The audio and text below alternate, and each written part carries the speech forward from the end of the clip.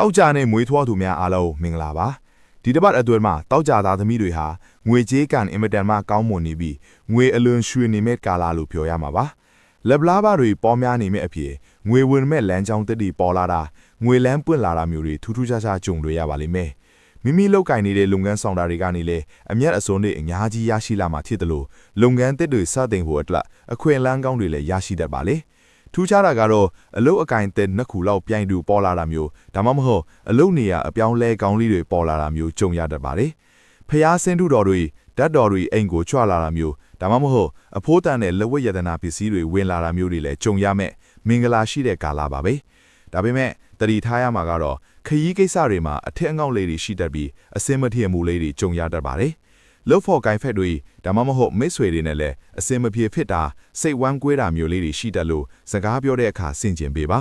မိမိစီကဆက်ပစ္စည်းတွေပျောက်ရှာတာဒါမှမဟုတ်အခိုးခံရတာမျိုးကြုံရတတ်တယ်လို့မိမိရဲ့အောက်လက်ငယ်သားတွေကြောင့်လည်းဆေးရနောက်အရှက်ဖြစ်ရတာဒါမှမဟုတ်ဒုက္ခပေးတာမျိုးတွေရှိတတ်ပါတယ်ကျမ်းမာရေးပိုင်းမှာတော့နည်းနည်းလေးခြူချတတ်လို့ဆေးရုံဆေးကန်းလေးကိုမကြာခဏသွားရတာမျိုးရှိနိုင်ပါတယ်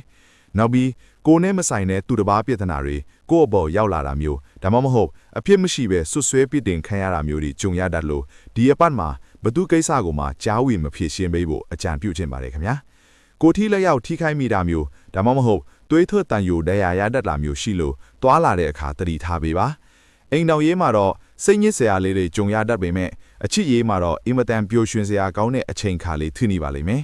ကျမ်းမာရေးအနေနဲ့သွေးပေါင်ကြတာသွေးသားနဲ့ပတ်သက်တဲ့ယောဂါနဲ့တွားယောဂါတွေဖြစ်တတ်ပါလေအရေးကြီးတဲ့ကိစ္စတွေဆောင်ရွက်တဲ့အခါအဖြူရောင်နဲ့ခရမ်းရောင်ဝတ်စုံတွေကိုအားပြုပြီးဝတ်ဆင်သွားမယ်ဆိုရင်အဆင်ပြေပါလိမ့်မယ်အကျိုးပေးကဏ္ဍတွေကတော့နှစ်ကဏ္ဍနဲ့လေးကဏ္ဍတွေပဲဖြစ်ပါလေကန်စားသားအထောက်ပံ့ကောင်းတွေပုံမရရှိစေဖို့နဲ့အညံ့တွေပြေပြောက်စေဖို့အတွက်ဖျားမှာရွှေတင်ကန်းကတ်လူပူဇော်ပြီးဆူတောင်းပေးပါ